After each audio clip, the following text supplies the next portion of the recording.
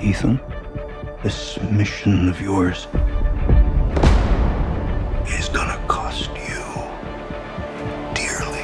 Tom Cruise is back in theaters with another giant blockbuster, Mission Impossible: Dead Reckoning Part 1. As is always the case, he and his team are back fighting against impossible odds, this time trying to get a fancy key that is the first step in saving the world from an all-powerful artificial intelligence. None of our lives can matter more than this mission.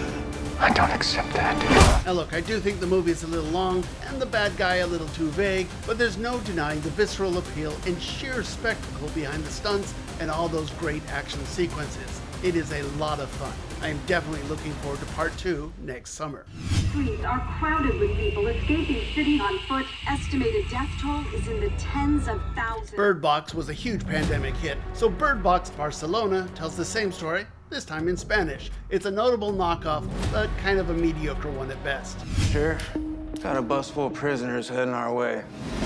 Got caught in the storm and need a place to hunker down until it's safe. Finally, The Flood, over on Apple TV, finds a small-town sheriff and a bunch of convicts teaming up to fight hungry alligators. This is very much a simple man versus nature action adventure. No pretension of art here, just schlocky and bloody gator monster fun. I hear it tastes like chicken.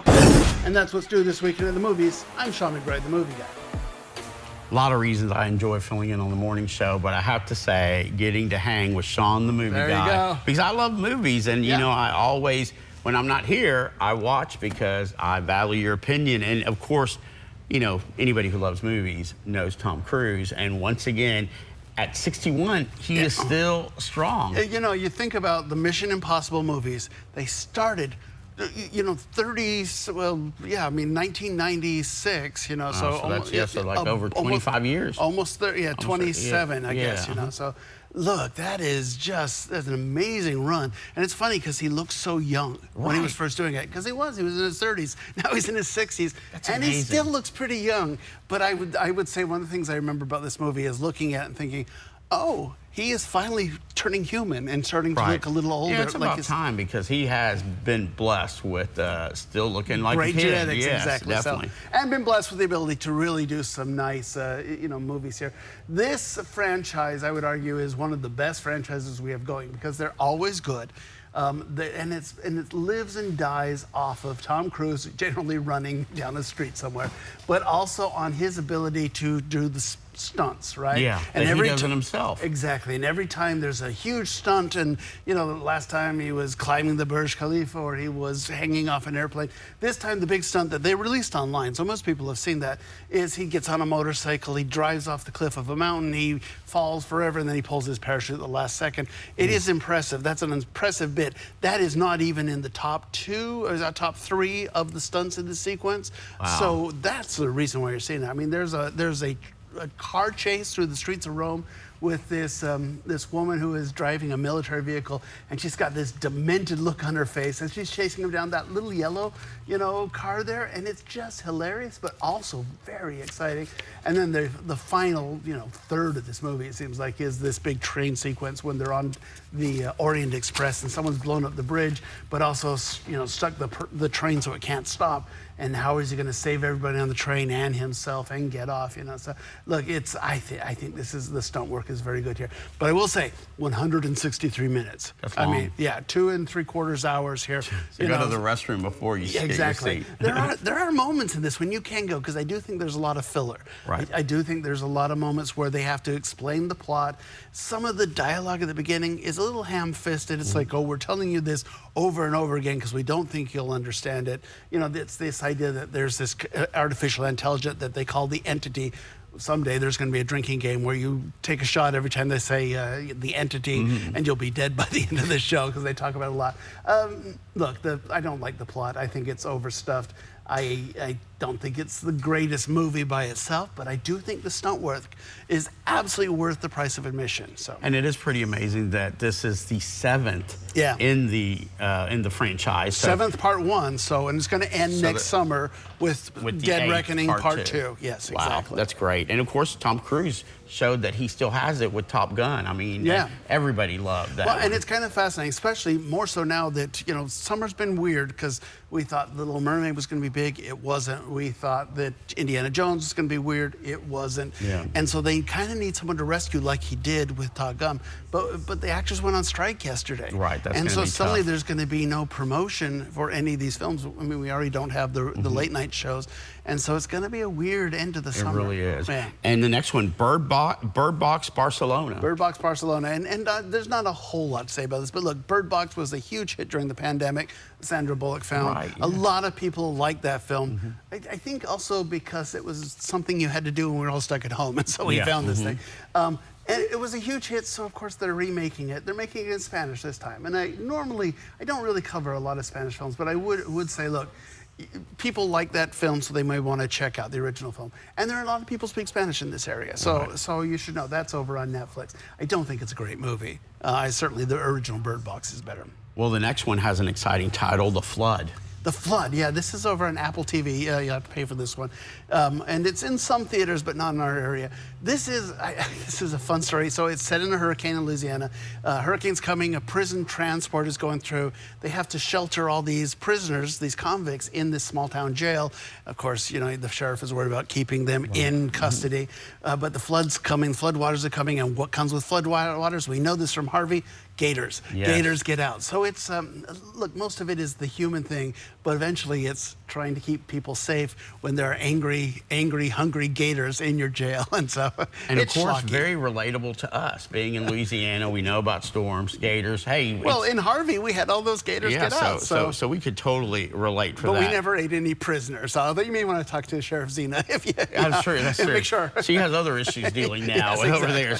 She doesn't need more people coming in. But then, and the final one, The Sound of Freedom, which is kind of a surprising, I guess, hit. Yeah, no, absolutely a hit. So this is a fascinating film. I think the story behind it is really good because it starts off. This company called Angel Films out of Utah makes this movie. They make it for like $15 million, so it's a low budget film. They get 1 star. It's about a guy trying to rescue kids who have been kidnapped and sold into child, slavery and prostitution. So it's got that feeling behind it. But they sell it, and it's a Fox movie, but Disney buys Fox, and then Disney decides they don't want to release it. And they tried to sell it to Amazon and nobody wanted to release it. So finally, this company buys the movie back and says, well, we're going to release it ourselves. And it was a huge hit, particularly in the South, because it has that feel of a faith-based film. I mean, Right. there's a moment here where the guy is saying, hey, God's children are not for sale. And honestly, some of that dialogue is a little hackneyed, and I do think that some of the villains are cardboard. Like I say, I don't think it's a great film, but it's a good film. And certainly people have gone to support it because they like faith-based films, particularly in the Bible Belt, particularly in Texas. So, And the main actor, he has a great connection with the faith-based community. Absolutely, from because of the Passion of the Christ. The Passion of the Christ, Right. yes. Yeah, so that's... So, yeah, I think a lot of people have been seeing it. It was a surprise hit. Look, it snuck in last week after we'd done our thing, and it snuck into the Tinseltown. Now it's going to be playing in all 3 of our major theaters. So. And it's amazing that's doing so well, considering that Indiana Jones, The Little Mermaid, that were just, especially Indiana Jones, it's kind of like Harrison Ford could not do what, not necessarily him, but what Tom Cruise did with Top Gun. They weren't able to pan out. Yeah, and look, I liked Indiana Jones. It wasn't the greatest film that we hoped it was, but this one is one, cost $15 million, is going to easily make its money back. Indiana Jones cost $300 million, will never come close to making its money back. So. Well, I don't know how much time we have, but I wanted to ask you real quick, because we've been talking about it all morning long, the Hollywood actor strike. Right. That really, people don't, it's more than just not being able to see new programming, new movies. It really affects the economy, because the movie industry does so much absolutely. in the United States, throughout the country. And it was fascinating because you have all these studios trying to tap dance and figure what it's going to do. I was in Vegas 3 weeks ago, and they were showing us their new season, except they don't have a new season because they didn't know what they would be able to do. So it's going to be all reality shows, which is, I guess, okay on Fox. You've got a new one called Snake Oil, which I think looks kind of fun. But a lot of you noticed Lego Masters has not come back because they held it for the fall. All the big scripted dramas that they were supposed to do, which they showed us trailers for, but the trailers had no people in them because they couldn't cast them yet, and they couldn't write them yet. And so there are 2 Fox dramas that are coming maybe January at the earliest, but for the most part, all reality all the time. Yeah, because it already had started with the writer strike, Right. and now when you get the performers, you're left with nothing. Yes, exactly. But I Yeah. think that's the reality shows there's always some that make a hit. So. Well, and you remember that this Survivor comes out of a strike. Right. And then Survivor stays forever on CBS. And so the strike actually ends up hurting the actors because there's one less hour per week of dramas for them. So Right. it's a double-edged sword, but I hope they resolve it. But I think most people think they'll resolve it in late September. That seems to be conventional wisdom. But we got the Emmys. Do the Emmys happen? Probably not. A lot of You know? it really. It's amazing how movies and shows how it affects our lives. Yeah, absolutely. For sure. Yeah. Well, thank you, Sean, the movie guy, and of Okay. course we'll. And the TV guide this week, right? Yes, definitely. I know it's more of that happening for sure. And of Yeah. course, if you, well, hopefully you're watching, but again, Sean does noon as well on KFDM. So Sean all the time, and really some good stuff to see. Especially, it's so hot outdoors that Yeah. either stay at home and watch, streaming TV or go to the movie theater. And next week we got the big showdown, Barbie versus Oppenheimer. Oh, that's gonna be next. good. That's next week. That is going to be good. Well, we'll be staying tuned for that. Thank you, Sean, and thank you. We'll be right back with more after this.